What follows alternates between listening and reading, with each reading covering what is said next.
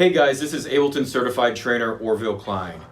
I want to show you some cool new features that are coming out in Ableton Live 10.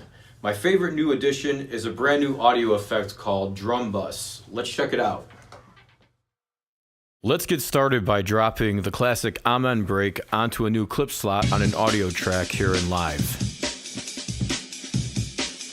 This classic breakbeat sounds great on its own, but let's hear what happens when we drop a drum bus as an insert on the track.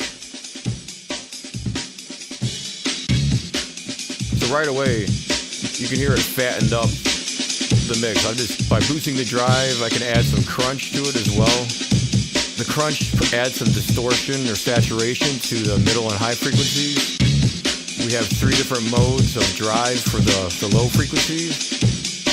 There's also an input trim right here and a pre-compressor, which we can activate as well. And definitely really squash those drums really nicely. Down here we have a transient shaper.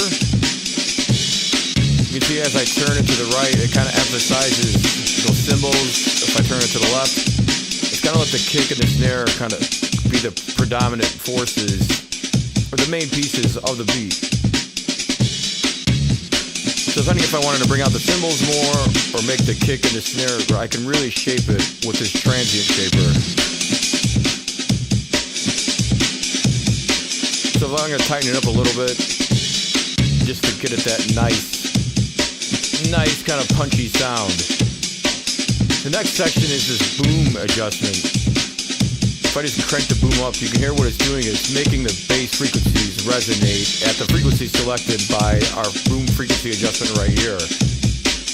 So if I know the frequency, let's just say my song is in the key of F, I can go down here and get it close to about 43.3 hertz. If I click on this button right here, that's going to snap it to the exact frequency of where that octave of that note I have selected lives.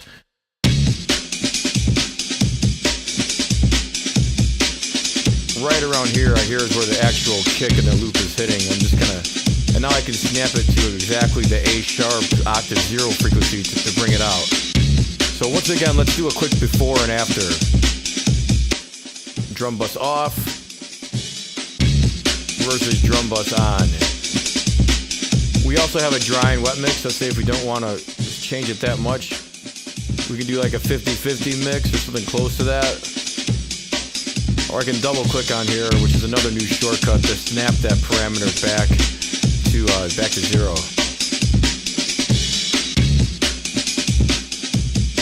And also with the boom, we have a decay amount. So if we didn't want it to ring out as long, we can tighten it up by reducing the decay amount.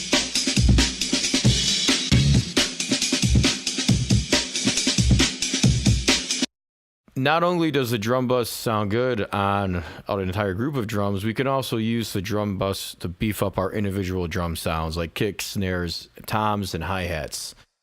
So let's see, I'm just going to take one of our Ableton drum synth kick racks right here, and I'm going to just make a quick 4 on the floor pattern.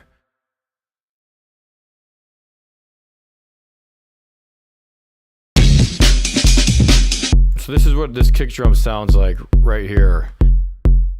I can go in and tweak it with these drum synth settings. I can kind of bring it up, overdrive it a little bit more or less, change what key I want this kick hitting at. Let's make it an F.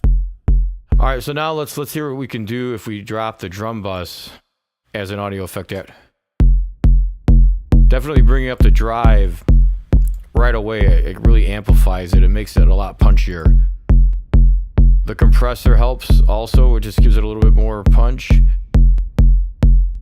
We can get away with really saturating it harder with the hard setting for our overdrive amount. Maybe I'll keep it on hard, but then turn the drive amount down. We can add some crunch to it, which is going to saturate the mids and highs.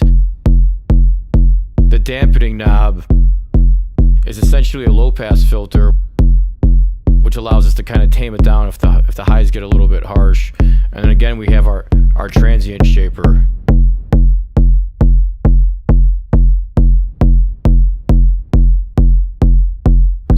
before and after. Again, here's before. Sounds like a completely different kick drum. Also, since I know that my drum synth is generating a kick that's tuned to F, I can go over here and tune my frequency so it's close to F. Click on our force to note button, and now I can really bring it out. I can totally turn this from a punchy kick into an 808 sounding kick with a lot of decay. If I like that, the boom, but if it's too long, I can tighten it up by turning the decay amount down. And once again, here is the before and after. We can mix it. We don't want 100%. Again, we can adjust it, but I think it sounds pretty fat with it on at 100%. Before and after, and like magic, it's making our drums punchy.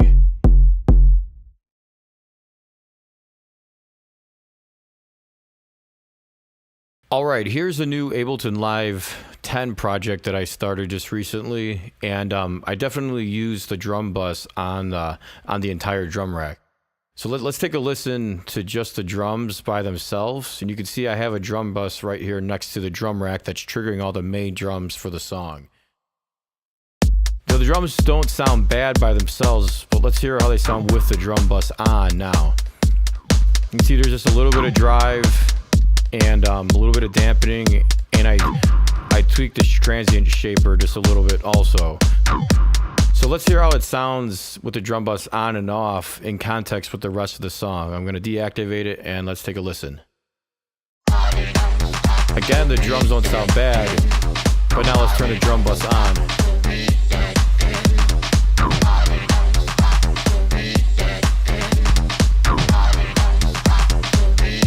You're going to really help those drums cut through the mix a lot clearer. Let's hear what happens if we put the drum bus on our bass sound that we're using in the same demo song that I started. I'm going to solo the bass track and play it by itself. Here's how it sounds. It doesn't sound bad.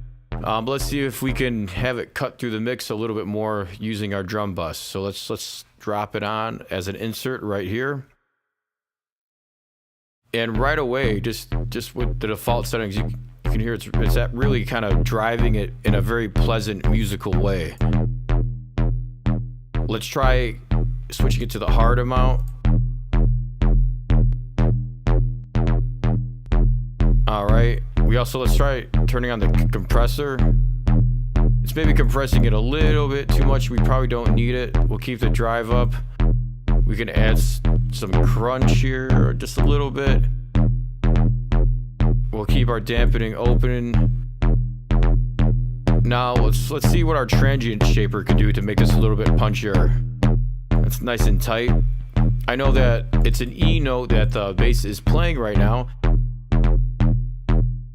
so I'm going to tune in our boom frequency to right around the E0 octave range. And here we go. If we turn the boom up, we really just kind of crank that sub. So let's try just a little bit of boom, and we can tighten it up by reducing the decayed amount right here. Let's do a before and after.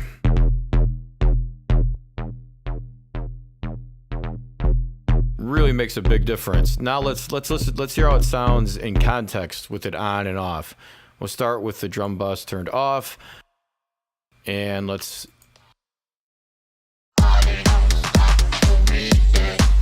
turn it on. It's a very pleasant, nice distortion.